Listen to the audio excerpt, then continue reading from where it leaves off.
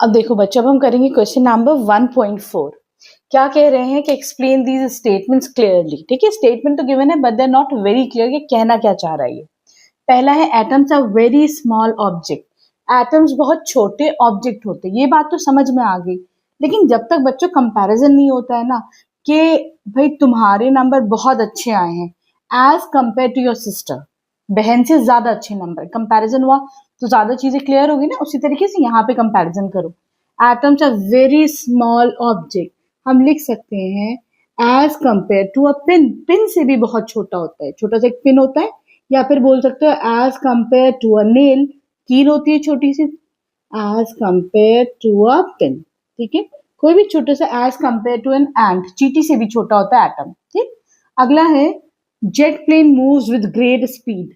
Jet plane बहुत तेज speed से चलता है। ठीक है, एज कंपेयर टू कंपैरिजन कर दो, as compare to a metro train बोल सकते हो, कुछ भी कह सकते हो, as compare to a metro train. ठीक है, अब है the mass of Jupiter is very large. Jupiter जो प्लैनेट है उसका मास बहुत ज्यादा होता है। तो तुम बोल सकते हैं as compare to the mass of earth, earth से भी 318 टाइम्स ज्यादा होता है मास ऑफ जुपिटर। तो बोल सकते हो the mass of Jupiter is very large as compare to mass of अर्थ।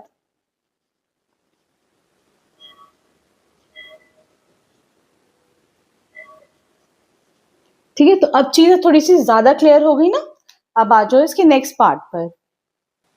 अब देखो यहाँ डी पार्ट में कह रहा है the air inside this room contains a large number of molecules. इस कमरे में बहुत सारे मॉलिक्यूल्स हैं। ठीक है, तो किससे ज्यादा है? तुम बोल सकते हो as compare to the air in a balloon. एक बलून में जितने मॉलिक्यूल्स होंगे उससे ज्यादा इस कमरे की एयर में मॉलिक्यूल्स होंगे ना। तो क्या लिख दोगे? As compare to molecules of air in a balloon. ठीक है, तो बस कंपैरिजन चाहिए दो चीजों का। सही है, अब आ जाओ तुम ई पार्ट पे। ये कह रहा है a proton is more massive than an electron. ठीक, तो इसने क्या कहा है? इसने तो कंपेयर पहले ही कर दिया। तो this statement is very clear कि जो इलेक्ट्रॉन का मास है उससे प्रोटॉन का मास बहुत ज्यादा होता है। तो यहाँ पे कंपैरिजन हो चुका है। ठीक, तो ये खुद में पूरा क्लियर है। एफ पार्ट में the speed of sound is much smaller than the speed of light. तो इसने बोल दिया कि स्पीड ऑफ साउंड जो है वो स्पीड ऑफ लाइट से काफी छोटी है, इट इज मच स्मॉलर। तो यहाँ पे भी चीजें पहले से ही क्लियर है। ठीक है, तो तुम्हें इन्हें रीराइट करने की जरूरत नहीं है।